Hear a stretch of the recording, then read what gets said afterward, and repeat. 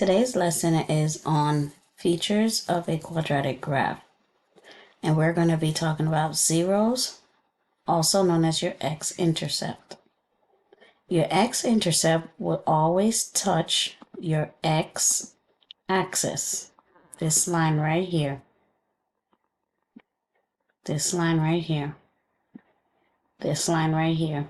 That's your x-axis. So if it does not touch the x-axis, this has no x-intercept, also known as no zero. If it has one x-intercept or 1, 0, it will only touch this line one time. This graph has an x-intercept at 2. As a coordinate, we write that as 2,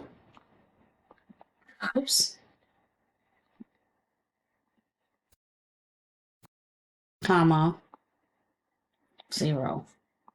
That is your x-intercept, and this is one x-intercept, touches the x-axis one time.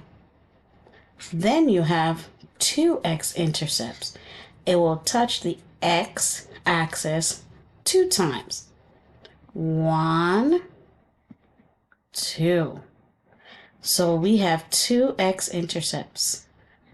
As a coordinate, we write 1, comma, 0. That's the first one. And the second one is 3, comma, 0. So to recap, if it does not touch the x-axis, you have no x-intercept, no 0.